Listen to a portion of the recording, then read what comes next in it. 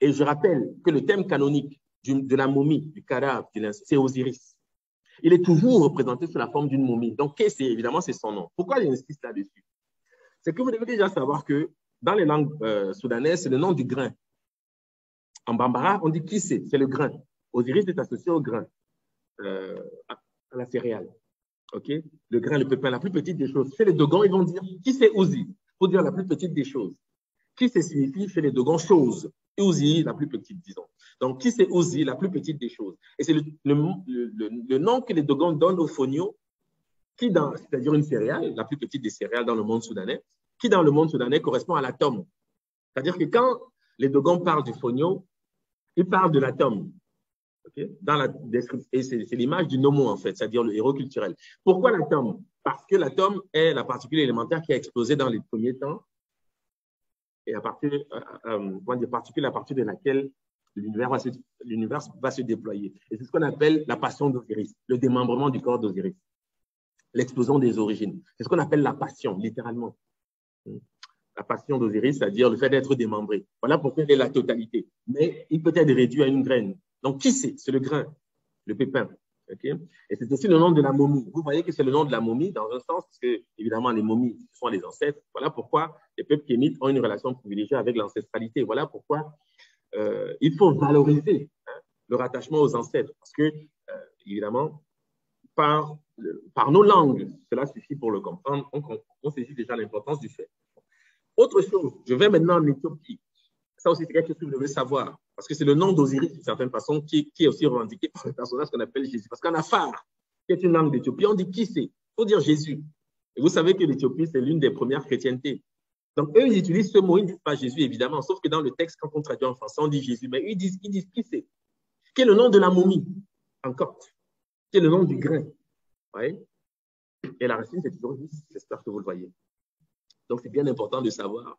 Pourquoi j'insiste sur ces éléments? Parce que la Renaissance doit être envisagée avec la vérité, quoi. On ne peut pas continuer de croire que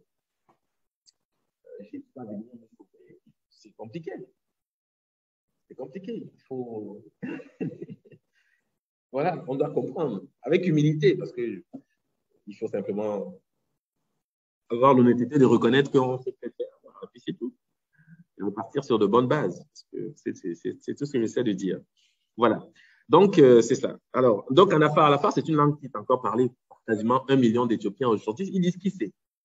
Qui c'est pour dire Jésus? Hein? Et c'est le nom de la momie, je le rappelle. C'est important de le savoir. OK. Bon, évidemment, je veux maintenant parler d'autre chose. Évidemment, lorsque vous voyez représenter le personnage du Luc de Jésus, il est généralement fixé sur un crucifix.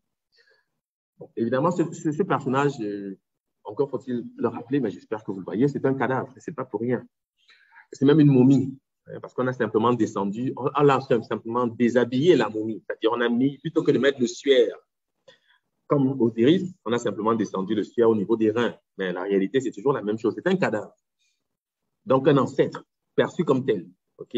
Sauf que les chrétiens n'ont pas cette perspective-là, d'accord? Mais Osiris, c'est le fils de Dieu, il a tous les attributs que la chrétienté revendique sont les attributs d'Osiris, en fait. D'accord? Donc, c'est un cadavre, ça, c'est une chose, c'est important, mais c'est surtout un kissi. Et c'est là où je veux parler maintenant des choses du Congo. Parce que quand je dis kessi en copte, et qu'en Kikongo, je dis kissi, sachez que c'est exactement le même mot. Et le crucifix, les chrétiens, c'est ce qu'on appelle une statuette à clous, exactement comme cette statuette à clous. Sauf que celle-ci, si les Africains, donc les Kémites, la voient, ils ne sont pas éduqués, ils vont penser que c'est la sorcellerie. Et ils ne voient pas que le crucifix, c'est exactement la même chose. S'il y a des cours sur ce personnage, c'est parce que c'est un kissi. Vraiment, vous devez le savoir. On ne peut pas faire... Qu'est-ce que c'est que le nkissi? Pour le dire de manière claire, le nkissi, c'est une miniaturisation de l'univers. Le nkissi est constitué des 4 éléments fondamentaux. C'est ça qui permet son efficacité. Et pour qu'il soit activé, on frappe le nkissi 3 fois. Voilà pourquoi vous trouvez Jésus crucifié 1, 2, 3. Généralement, on joint les pieds, on frappe le 3e. Parce que c'est quand on frappe 3 fois que le nkissi s'éveille. Je ne sais pas, bon, il y en a qui sont congolais ici, j'imagine. Peut-être que vous n'avez jamais assisté à ce genre de... Mais je vous le dis, d'accord? Quand vous allez chez le Nganga, pour éveiller le nkissi, on frappe 3 fois, 3 clous. C'est le principe de la passion, c'est ça qui l'éveille en fait. D'accord? Et personne ne peut nier que ça, là, c'est efficace, c'est dangereux, tout ce qu'on veut. Mais en tous les cas, on sait que ça fonctionne. D'accord? Et le crucifix est basé sur ce modèle. Et je le dis avec, vous devez, parce que quand on observe les choses, on ne sait pas toujours faire les liens.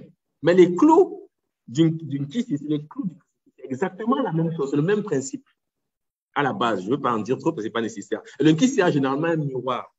Ici, là, bon, il a été enlevé. Souvent, vous le verrez, pour ceux qui viendront au musée demain, il y a un kiss, il est au musée de Tervuren. Vous verrez.